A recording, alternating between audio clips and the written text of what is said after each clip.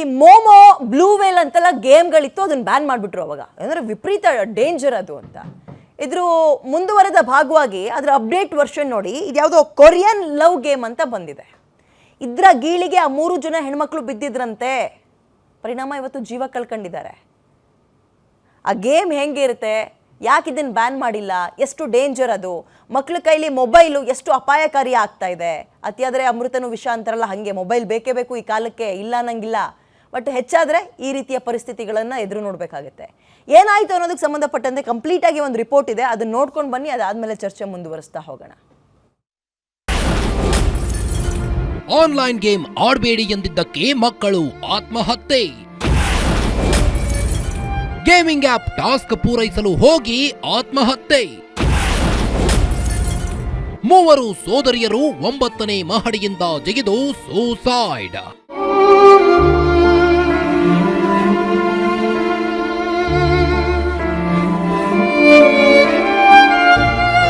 Yes, online game ಆಡಬೇಡಿ ಎಂದಿದ್ದಕ್ಕೆ 3 ಅಪ್ರಾಪ್ತ ಸಹೋದರಿಯರು housing ಸೊಸೈಟಿಯ 9ನೇ ಮಹಡಿಯಿಂದ ಹಾರಿ ಆತ್ಮಹತ್ಯೆ ಮಾಡಿಕೊಂಡಿರುವ ಘಟನೆ ಉತ್ತರ ಪ್ರದೇಶದ ಗಾಜಿಯಾಬಾದ್ನಲ್ಲಿ ಆಗಿದೆ. ಅಪ್ರಾಪ್ತ ಸಹೋದರಿಯರು ಮಂಗಳವಾರ ತಡರಾತ್ರಿ ಟೆರೆಸ್ ಮೇಲಿಂದ ಕೆಳಗೆ ಹಾರಿ ಜೀವವನ್ನ ಕಳೆದುಕೊಂಡಿದ್ದಾರೆ. ಮೃತ ಬಾಲಕಿಯರನ್ನ 12 ವರ್ಷದ ಪಾಕಿ, 14 ವರ್ಷದ ಪ್ರಾಚಿ ಮತ್ತು 16 ವರ್ಷದ ವಿಶಿಕಾ ಎಂದು ಗುರುತಿಸಲಾಗಿದೆ.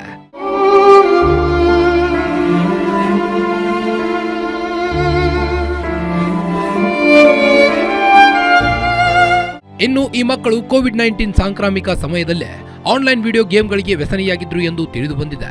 ಗೇಮಿಂಗ್ ಆಡುವುದೇ ಬದುಕು ಎಂದು ತಿಳಿದುಕೊಂಡು ಶಾಲೆಗೂ ಕೂಡ ಹೋಗಲು ಹಿಂದೇಟು ಹಾಕುತ್ತಿದ್ದರು ಎಂಬ ಮಾಹಿತಿ ಲಭ್ಯವಾಗಿದೆ. ಇನ್ನು ಇವರು ಆನ್ಲೈನ್ ಟಾಸ್ಕ್ ಆಧಾರಿತ ಕೊರಿಯನ್ ಲವ್ ಗೇಮ್ ಆಡುತ್ತಿದ್ರು.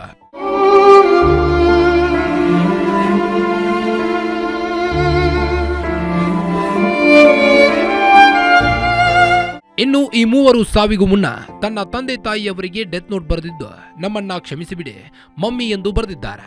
ಪತ್ರದಲ್ಲಿ ಇಸ್ ಡೈರಿ ಮೇ ಜೋ ಕುಚ್ ಬಿ ಲಿಖಾ ಹೈ ಓ ಸಬ್ ಪಡ್ಕೋ ಕ್ಯೂಂಕಿ ಎ ಸಬ್ ಸಚ್ ಹೈ ಎಂದು ಬರೆದಿದ್ದಾರೆ.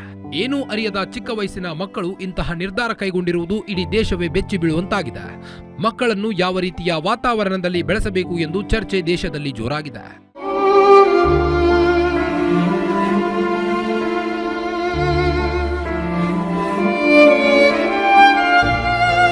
ಇನ್ನು ಟಾಸ್ಕ್ ಆಧಾರಿತ ಆಟಗಳಲ್ಲಿ ಅಪಾಯಕಾರಿ ಸವಾಲುಗಳನ್ನು ನೀಡಲಾಗುತ್ತದೆ. ಅವುಗಳನ್ನು ಪೂರ್ಣಗೊಳಿಸಲು ಅವರು ಮಾನಸಿಕವಾಗಿ ಸವಾಲು ಎದುರಿಸುತ್ತಾರೆ. 3 ಸಹೋದರಿಯರು ಅಂತಿಮ ಟಾಸ್ಕ್ ಪೂರ್ಣಗೊಳಿಸಲು ಈ ತೀರ್ಮಾನ ಕೈಗೊಂಡಿದ್ದಾರೆ ಎಂದು ಪೊಲೀಸರು ಶಂಕಿಸಲಾಗಿದೆ. ಇನ್ನು ಈ ಮಕ್ಕಳು ಕೊರಿಯನ್ ಸಂಸ್ಕೃತಿಯಿಂದ ಪ್ರಭಾವಿತರಾಗಿದ್ದಾರೆ ಎಂದು ಡಿಸಿಪಿ ನಿಮಿಷ್ ಪಾಟೀಲ್ ಹೇಳಿದ್ದಾರೆ.